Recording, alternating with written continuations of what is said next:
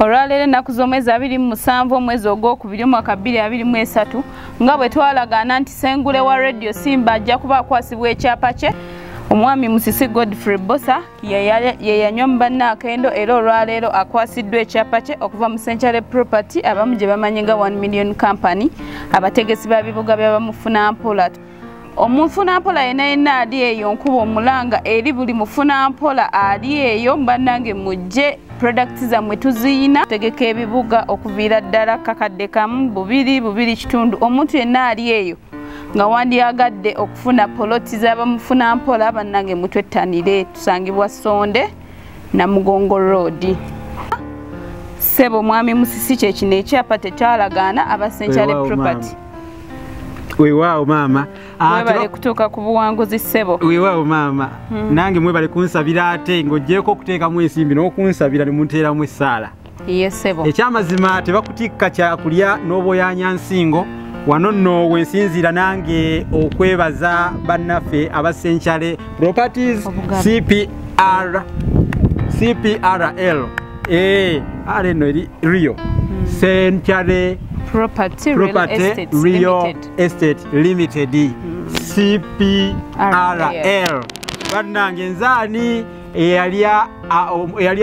eyasingira ddala okubalyamu omuluka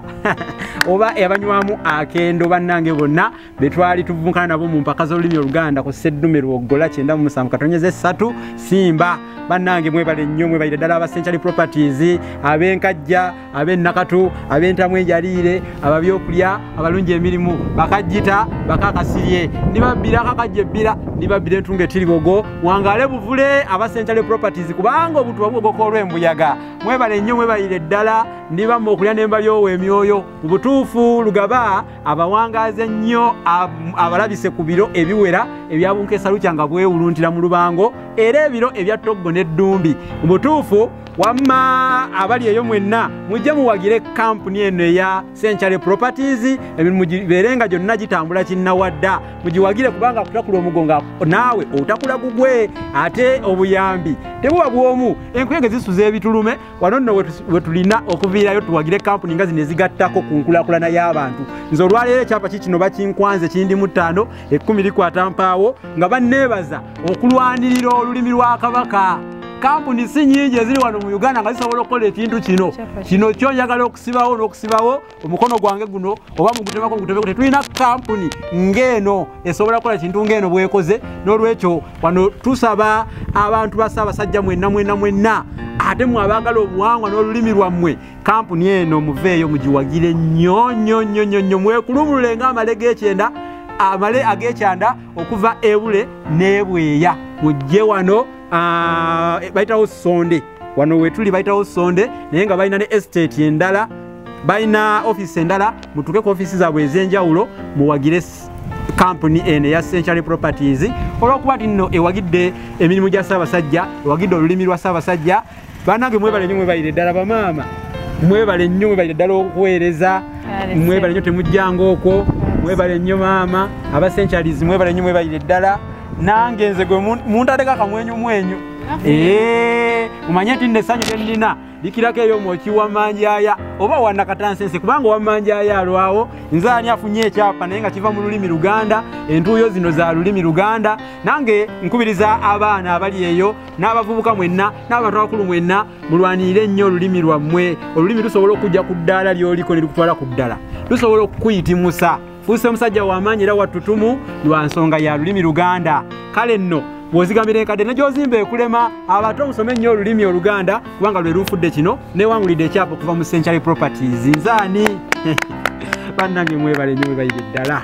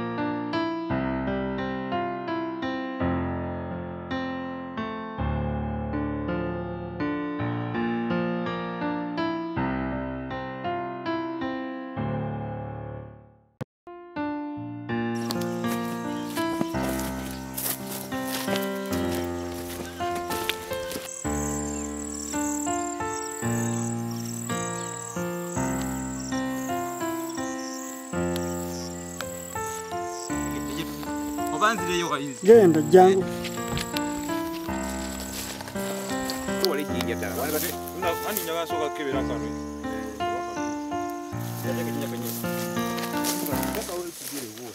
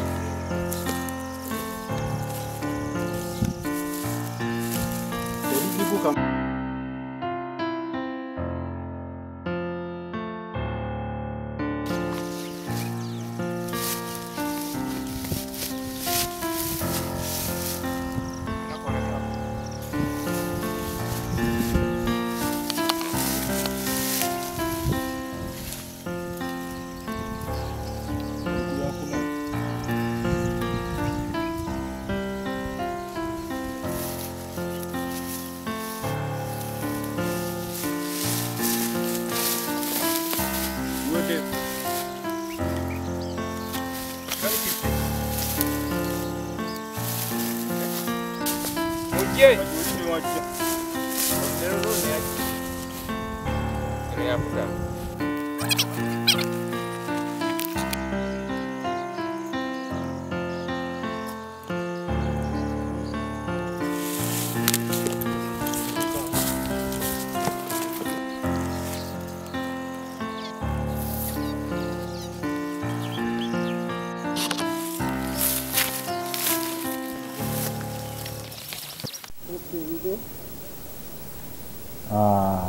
abatulabako amanya agange ndikuwa Mayengo Jovan Joshua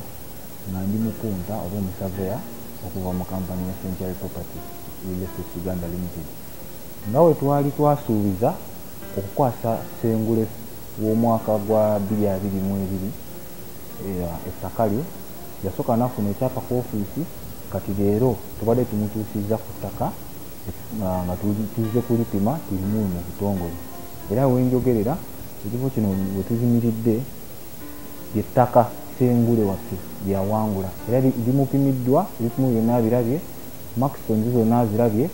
era amanyi empenda nawa waakoma. Weewaawo neyanziza nnyo mukulu Mayengo